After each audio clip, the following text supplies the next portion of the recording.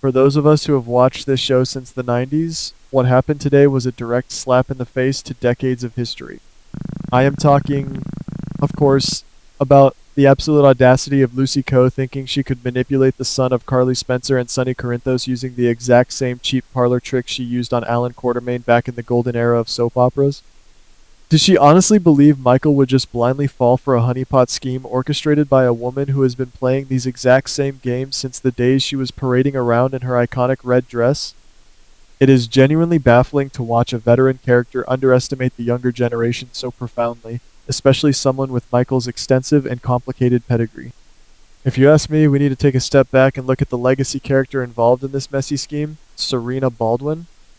For those of us who have been tuning in for decades, we remember the heartbreaking, beautiful storyline when Dominique Stanton was dying, and Lucy Coe selflessly offered to be the surrogate for Dominique and Scott Baldwin's child. It was a masterclass in long-term storytelling, a plot that brought tears to our eyes and cemented Serena as a child born out of pure love and ultimate sacrifice.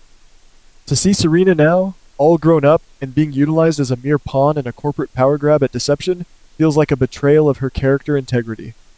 We watched that little girl grow up, and to see her reduced to a seductress executing Lucy's bidding is a bitter pill to swallow.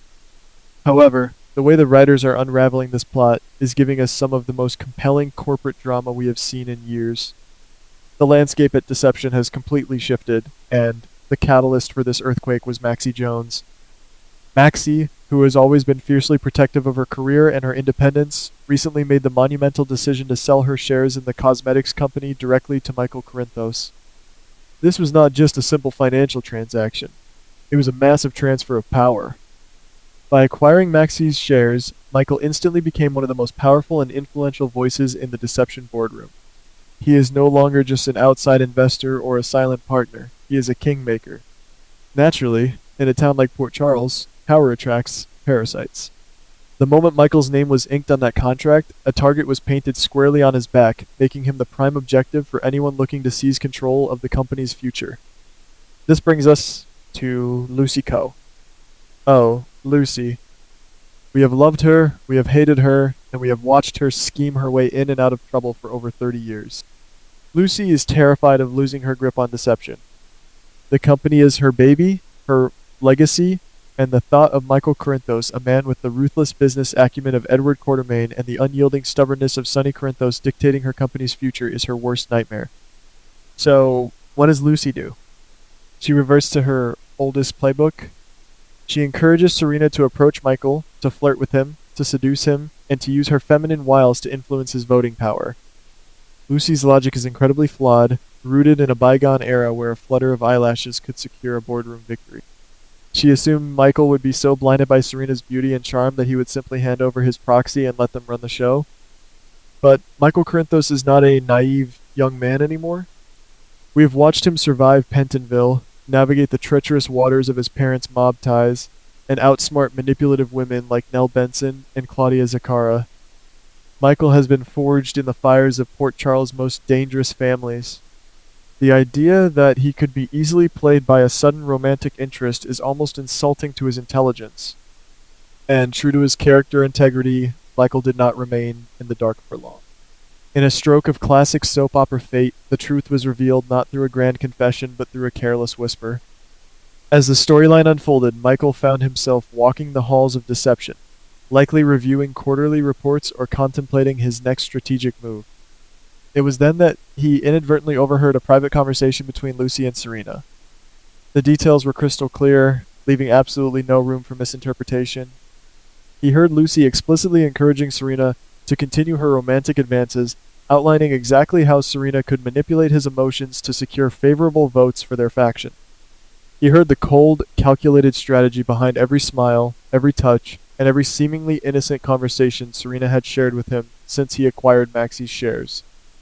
Can you imagine the sheer disappointment washing over Michael in that moment? He must have felt an overwhelming sense of betrayal and disgust. Michael had likely believed that Serena was genuinely interested in him, or at the very least, interested in a mutually respectful professional relationship. To discover that he was nothing more than a chess piece, a mark in a corporate con game, was a devastating blow to his ego and his trust. He realized instantly that Serena's affection was a mirage, a calculated performance designed solely to extract power from his hands. For a man who has spent his entire adult life trying to build legitimate businesses and distance himself from the manipulative tactics of the underworld, finding those same dirty tactics in the boardroom of a cosmetics company was infuriating.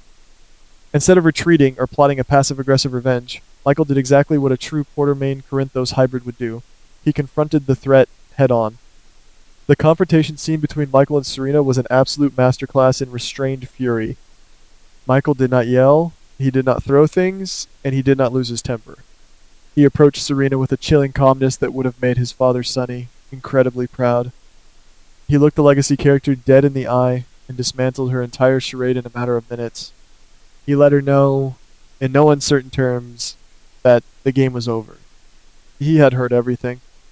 He knew about Lucy's instructions, he knew about the fake seduction, and he knew exactly what their ultimate goal was. Serena's reaction was one of pure, unadulterated shock.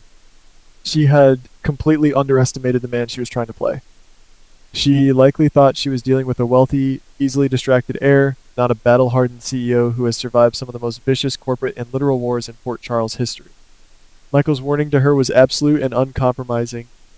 He told Serena that if she continued to execute Lucy's manipulative agenda, or if she ever tried to use personal seduction to influence his professional decisions again, he would not hesitate to use his newly acquired power to completely oust her from deception. He promised to systematically dismantle her influence and remove her from the company before she could cause any further damage to its stability. This ultimatum was a defining moment for Michael. It showcased his growth, his boundaries, and his refusal to be a victim of anyone's machinations. He made it abundantly clear that he values transparency, fair competition, and legitimate business practices. He will not tolerate being manipulated, and he certainly will not allow the future of his investments to be dictated by cheap parlor tricks. By drawing this line in the sand, Michael established himself not just as a shareholder, but as the true alpha of the deception boardroom. Meanwhile, Lucy Coe is about to face the catastrophic consequences of her own hubris. By orchestrating this honeypot scheme, she has completely alienated the one man she desperately needed to keep on her side. Her plan has backfired in the most spectacular fashion imaginable. Instead of securing a compliant and easily manipulated ally, she has awakened a sleeping giant.